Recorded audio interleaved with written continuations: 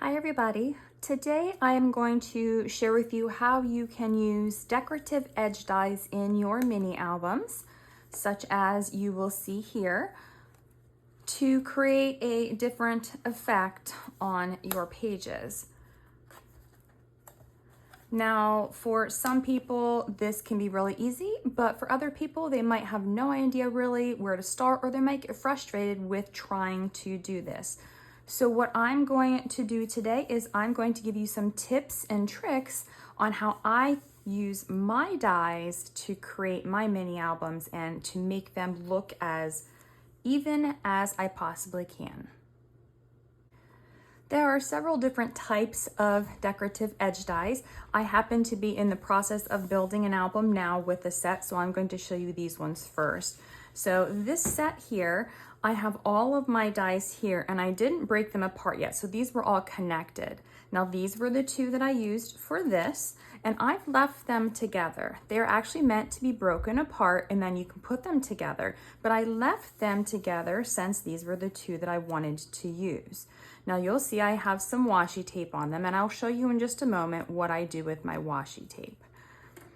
So this die here, I want to show you, I'm going to turn it like this. So you'll see that this is a 6-inch die and the design is almost the entire 6 inches, but there are gaps here and here. So sometimes I might make my flaps smaller and then have it end here.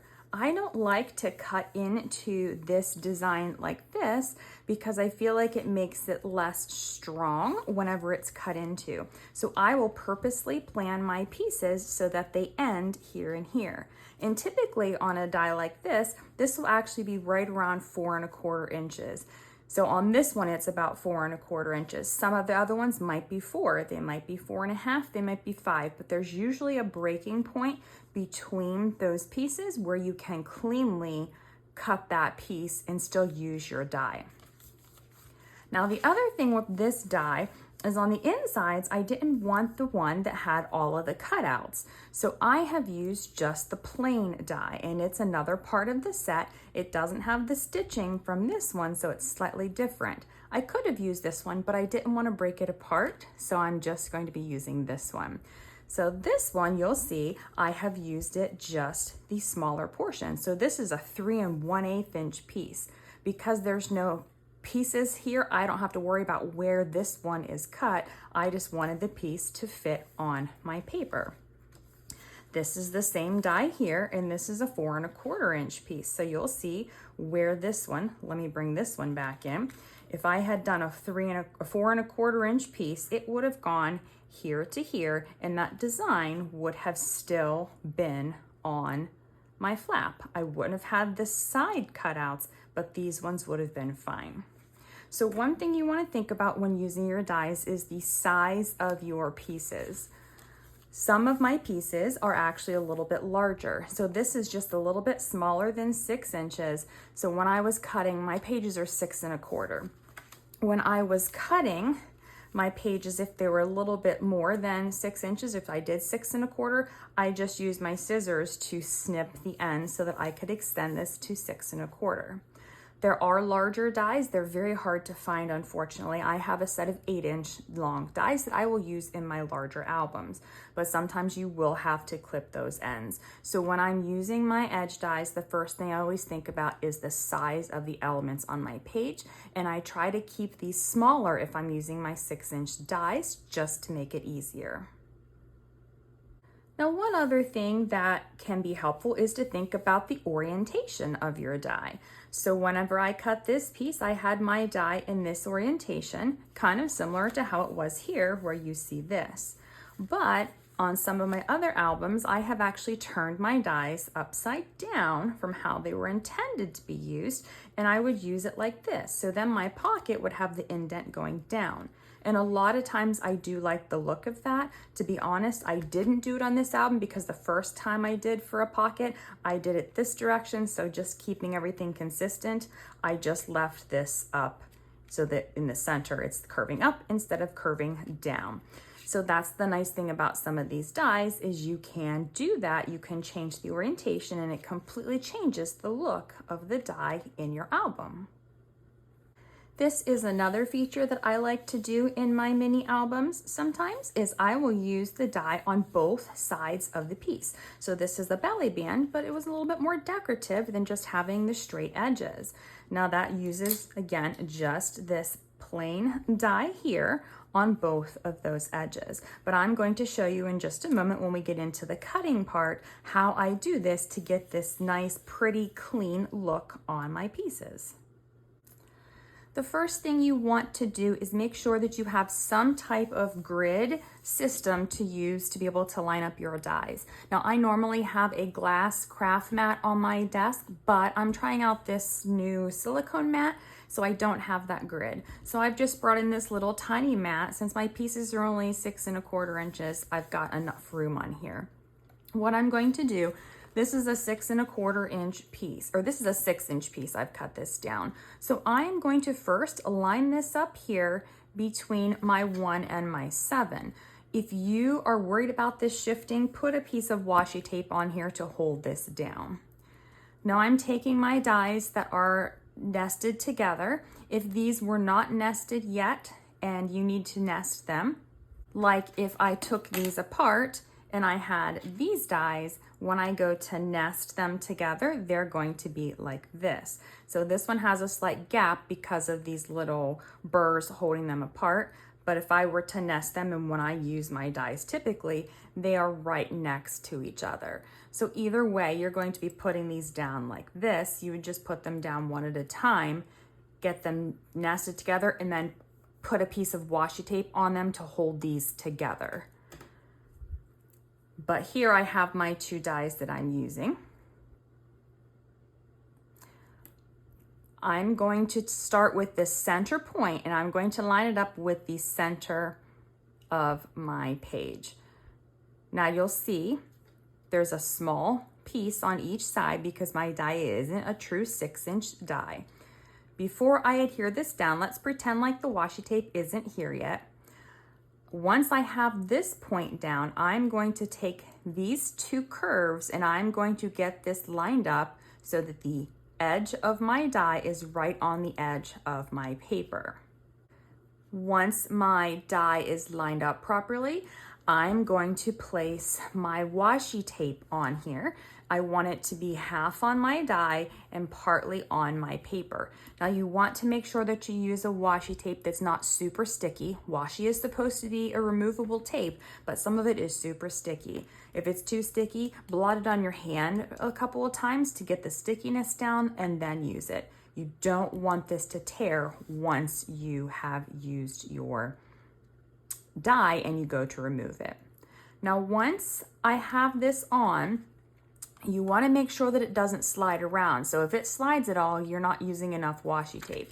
If you also want, you can tape on each side. You could put 2 pieces instead of 1 in the middle. I just find that 1 in the middle works for me. Then you're going to take this to your die cutting machine and you're going to use the machine to cut this. Now, a word of advice here. If you don't have an electronic machine, I use a manual crank machine. I put this down on my magic mat. I place my plate on top of it and I use my hand to hold it in place until it goes through the machine because I don't want this to slip or move at all and cut incorrectly. Now I've run this through my die cutting machine. I am going to carefully remove my die, and this is what I'm left with. It is still attached, so I'm going to bring my scissors in and I'm just going to clip that and continue that curve. And it's as simple as that. And so now I have my first piece and it is nice and straight. If I take this and I put this here, you'll see that everything is lined up so that it is a good size. Then you go ahead and score this and then you have your flap. The next thing to think about is when you're cutting your decorative papers, you're going to need the die like this. You're going to cut it with this one. You're not going to cut it with this one. Now, if you wanted to have those stitching lines, which I find on decorative papers you don't tend to see very well, so I just don't use it, you would just have to remove these 2 dies and just use the one. I'm going to be using this in my album, and so I'm going to be placing it here on my decorative paper. So you'll have the decorative piece, and then you'll have the decorative paper that just has that same edge.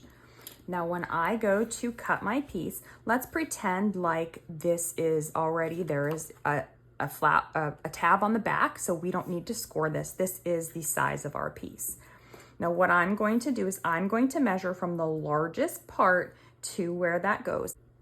So when I measure this, this is 4 inches to that spot on the largest or the furthest measurement.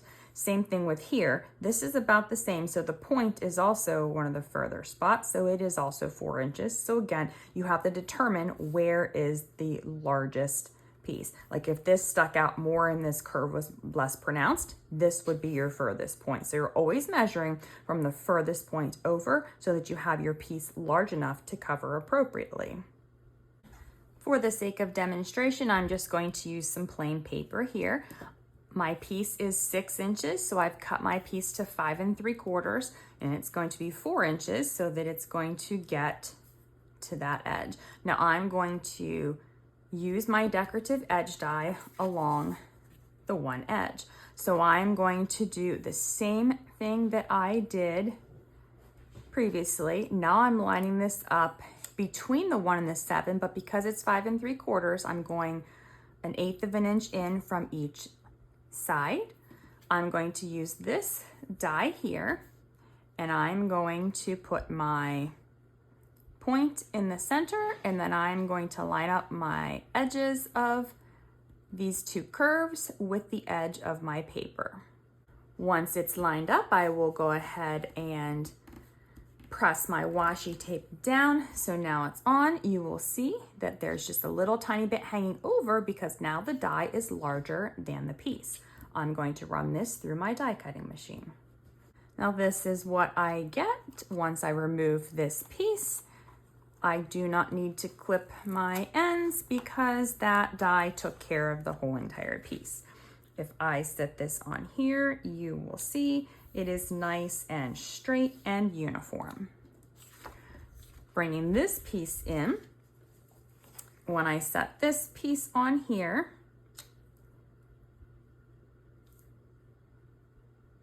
it has that border like this. Now, you can actually cut this more. So if you wanted to cut 1/8 of an inch off of here, it would give you more room. Let me just pull it this way. It would give you more space here. Remember, this would be decorative paper, so you would have that bigger border, and then you'd also have more here because it would also be like this. So it just depends on your look, but I always measure to that exact size first, cut my piece, and then I'll trim off a little tiny bit off of this edge if I want to have a little bit more of a uniform border. It is all personal preference at this point, but to make sure that you get a good cut where you have enough paper, this is what you want to do. Also, when you're lining this up before it's cut, if you aren't so good at getting it right to the edge of the paper, you're going to be cutting more off, so you're going to have a smaller piece. So that's where if you are not so good or precise at lining up these edges, this piece isn't going to fit the same way. You don't want it to be too short and to have too much showing. So I always just measure the exact size and start there. I feel it's easier to do that and then trim slightly than to not have enough. Now for the inside of this piece, you can do this in 2 ways. You can cut a similar piece and you can put it here and you can see this on the inside. Or if you had a larger piece, you could put this piece over top of here like this and extend it so that you only see that stitching now and you don't see that decorative part on the inside. So on the outside of your flaps, it would actually have that design, but then there would be color here where you would see the patterned paper on the inside, but from the outside. And then you would have the paper here and you would just have that minimal edge design. I've done this with a couple of my albums. The one that's sticking in my mind is my most recent Christmas album, but a lot of times I will leave it so you can see that decorative edge because I like the look of it. You just have to be real careful because it is a little bit more brittle like this versus if there's paper here, it does reinforce it and make it stronger, obviously, because it is covered. Now let's go on to a smaller piece. So this piece is 4 1/4. So I am going to be putting it now using the 2 and the 6, or the 1/8 over the 2 and the 6 so that it is centered. I'm going to take this die. Now I did not pull out the pieces in here. I personally do not do it. They tend to fall out and they cut fine still too. So remember me mentioning that with my piece, 4 1/4 helps me to have the whole entire middle design, but not the ends. So I'm going to do the same thing. Now, one thing you want to think about is when you put your design up here, you want to actually have it be straight at the top too. So you want it to be on that line, because if it is slightly crooked, your whole entire piece is going to be thrown off and not be straight. Once it is on your mat straight, you're going to line up that center point with your halfway mark, and then you are going to line up those edges from here and here just like we did before. Once we have that down, we're going to press the washi tape into our piece, and what you're going to see is it is uniform from here to here. And also, if you look at the 1 and the 7, you have a small gap between each one, so you can check to make sure that everything is equal, and this is going to cut appropriately. I'm going to take this now to my die cutting machine. Now this is what I'm left with. The piece did come off because there was no washi tape holding it on. So when I remove this, this is what I have left. End pieces are not on there, but the middle design is. And so now I have my 4 1/4 inch flap that I can use for my album. The reason I use 4 1/4 inch pieces is because then a 3x4 wallet size photo will fit in here with a border around it. And I like it that traditional photo size, these dies make it easy for me to use and still do that. Next, I have a piece and I'm going to show you how I would do this on a belly band. Now my piece here is 6 3/4 inch. I am going to score this on each side just like it would be a belly band. Now I'm going to just do 3/8 inch so that this is 6 inches, just for purposes to show you. Now, if I was doing this in an album, it would be a full 7 inches and I would do 1/2 inch seams, but this is the piece that I had laying around, so this is what I'm going to use. Okay, so I have mitered the ends and prepped my piece. I have folded on my score lines. This piece is ready to go. Now I'm going to do this again, the 1 and the 7, and I am going to line up that top edge so that it's straight. I'm going to be using this die here, and I am going to start with that center point, and then the tops of my die with the top of the paper. Now that it's on my paper in the correct position, I am going to make sure my washi is stuck down, checking to make sure everything looks good, and run this through my die cutting machine. Now here my piece is cut.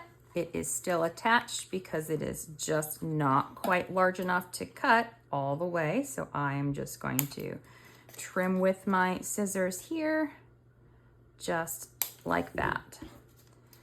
Then I'm going to take this on the opposite side. I'm not going to pay attention to the side that I just cut. I am just going to look at that straight edge that I have on the other side, and I am going to repeat that same process. Then I'm going to take this piece and run it through my die cutting machine. Here we are with our second cut. We'll remove the die and then clip these ends. And now we have a piece that looks like this. You can leave it like this. It's perfectly fine if you want to do so, or you can go ahead in here and you can clip these at an angle like you would typically clip when you are mitering your ends. As long as when it's like this, you don't see anything sticking out, you can leave it. It's no problem. So now here, I'm going to put these two pieces straight on the top and the bottom of my mat. You will see that these are perfectly aligned inside of here. And then when I go to cut this piece for the decorative paper, I'm going to measure from side to side. It is 2 inches. Then I'm going to cut this one side first, and then I'll cut the second side, and it will fit on here in the center. I have shown you how to use your die on the flaps and on the belly bands, but now I'm going to show you, like I mentioned, using this upside down for the pocket. So I have this cut to 6 inches. I like to do it up here whenever I am using a point, just to make it easier to see. It doesn't matter where on the grid you put it. I'm going to put this here. I'm going to line up the top edge with that 2 line. Now I'm going to turn my die around this direction. And so what I'm going to be lining up is this point here and this point here. And the edges are going to be lined up just slightly as well. You can line it up with these top points on the ends, but I'm actually using the points on the inside. And I'll show you why in just a minute. Now with this one, you're just going to be making sure side to side that you have that slight gap. You can bring it up here and do this, and then you would be able to, put this all the way, you would be able to see where those points overlap, and you're going to line it up because it doesn't hit a mark. Now with this, I would be taking this washi off from that other portion, because now I want it to be here on the point, because that's the part that needs to stay in place. Now the reason that I used these 2 points instead of the outer points is because then if you see where this actual cutting line is, the cutting line is below that point, so it's actually bringing the cutting line up closer to the edge. Now I'm going to run this through my die cutting machine now that both these 2 points are on that top. So here we have the piece cut. I'll go ahead and carefully remove my washi. And here's a great example of now my washi has ripped my paper. I'm glad this is just a demonstration, but that's why you want to be really careful with your washi. Then I'm going to snip the ends, and I can snip like this, continuing the curve, or I can snip straight across like that. So it really depends on the look that you are going for. And so we have that piece. If I set this down here, you will see again that it is uniform. I bring it onto this side, it's that 1 3/4 mark, and here 1 3/4, and it's perfectly centered. So that's how I would use the die to create that downward pocket. Now I'm going to bring this album back in to show you something a little different. So with this die, this is the die that I used, you will see here that the die, I did not cut it so that it was straight up and down. It is actually cut at an angle, and I did this purposely so that it's more like a wave. I mean, it still looks like a wave regularly, but I just wanted this to be very different.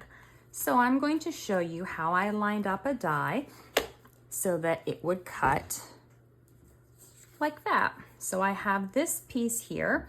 This is my piece, it's 6 inches. I'm going to put it down here, and here is my piece. So what I did with my pieces, now obviously this piece will be bigger. I should have probably cut a bigger piece. Actually, let me just end up using this one. It'll be easier so you can see. So I took a piece and I decided where this needed to be. And I had my large cutting mat, and I had a grid, and I lined up my lines. So for example, for this one, I might line up the top using this 1, 2, 3, 4th curve at the top and then line up this edge with my 2 like this, putting my washi tape down and cutting my curve. And it just depended on where I wanted that curve to be. I also could have done it this direction. So if I lined up that 4th piece in the bottom portion, let me show you this. So there's the 2 lining up the bottom edge.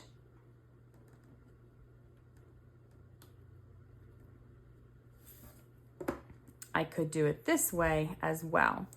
So you just have to pick a piece on your mat. You could do it down here and have a really large curve.